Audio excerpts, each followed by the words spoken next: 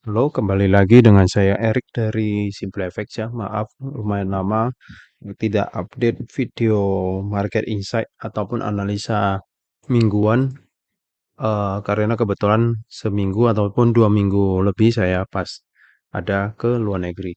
Jadi mulai aktif kembali bisa buat konten di minggu ini.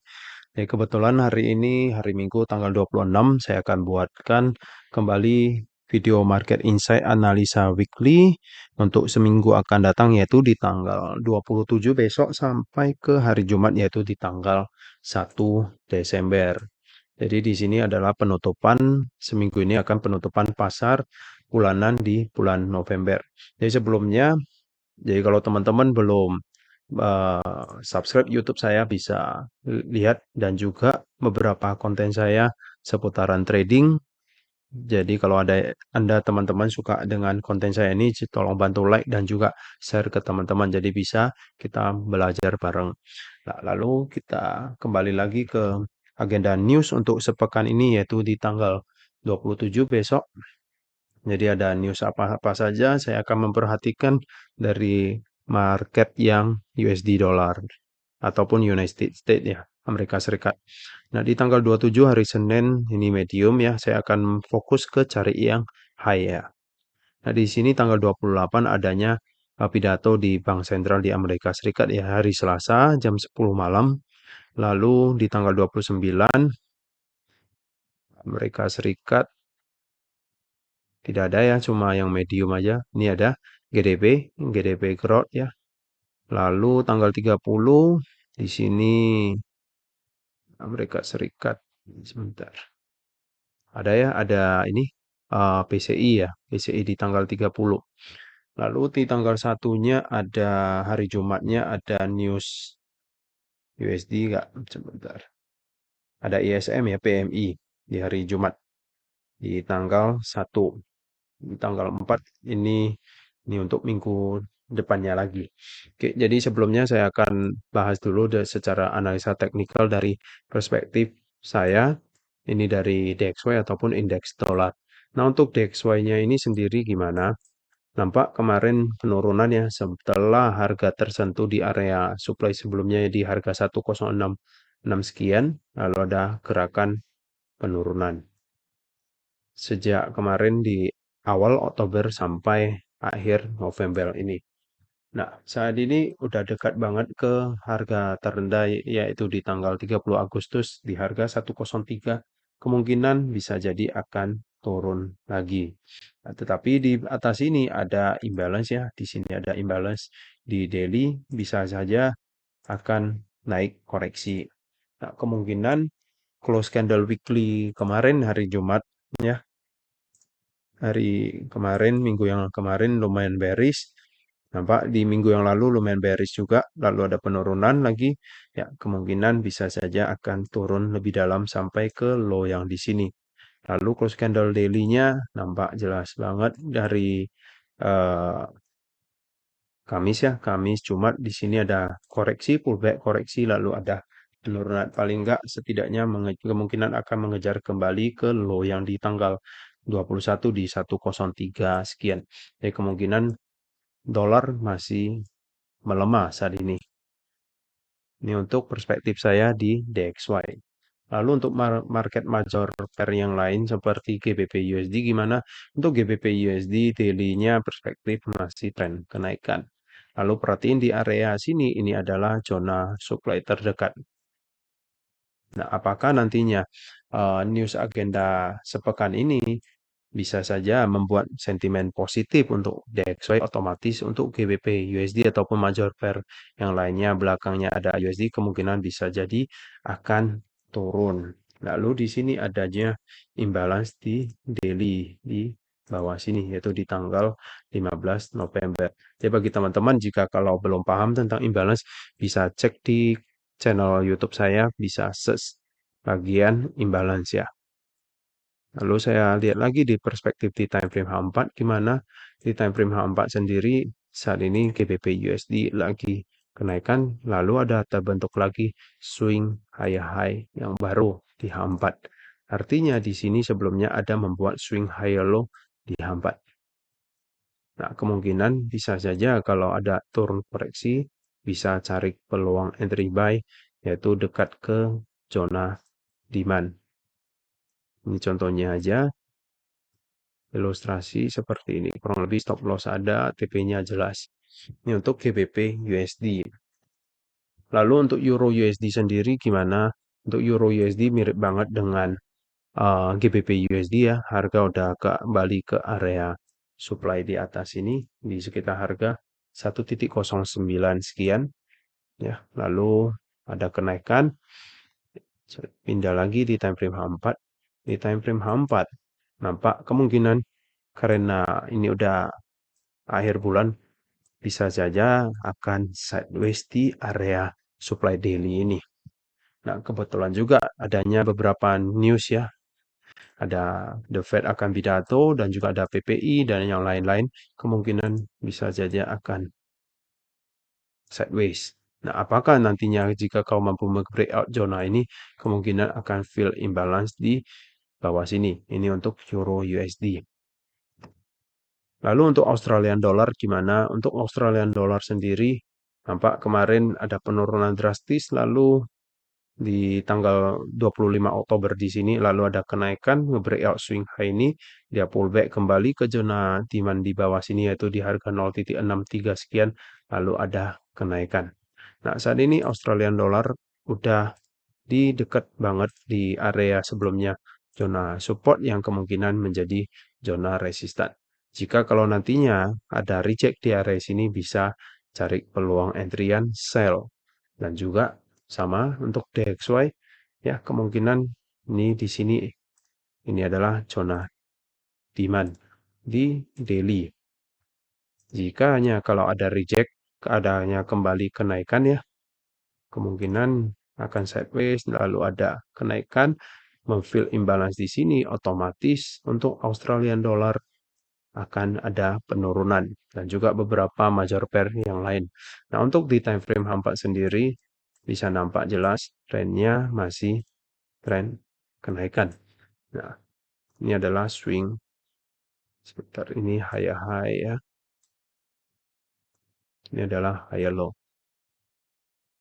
Ini adalah high low di time frame rendah.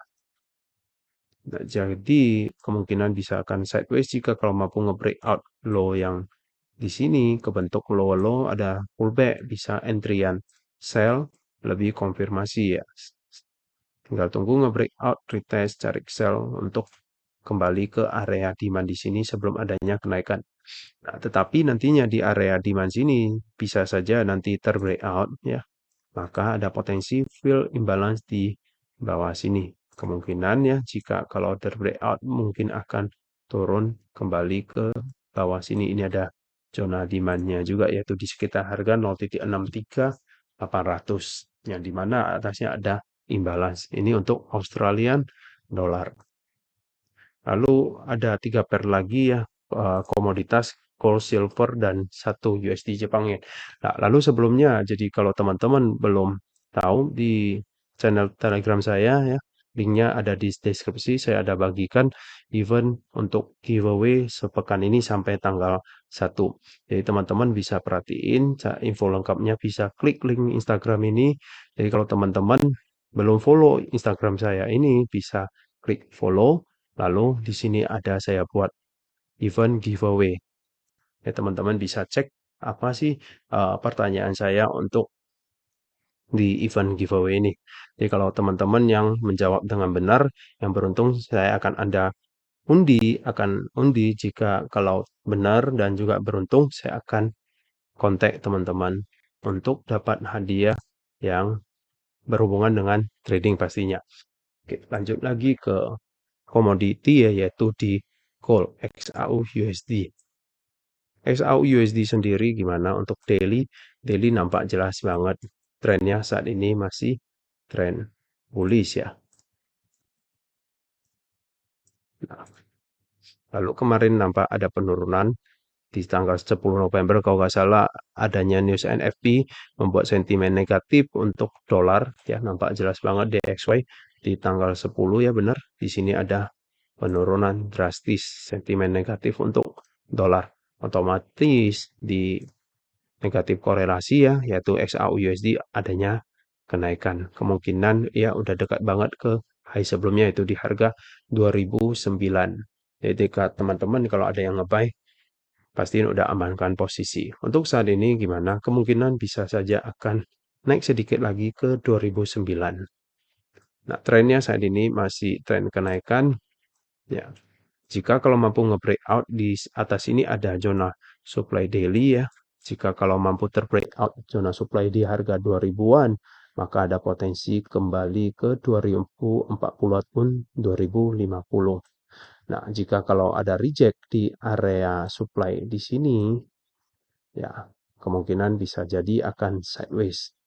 Nah, berhubung di bawah sini juga ada zona imbalan juga, jika kalau sideways terbentuk low yang baru di time frame rendah, kemungkinan bisa saja kembali ke 1940. Ya, untuk saat ini kemungkinan masih sentimen negatif untuk dolar ya, kemungkinan masih ada kenaikan, melanjutkan tren kenaikannya saat ini. Lalu untuk silver gimana? XAUG USD ya. Kita lihat dulu dari daily perspektif.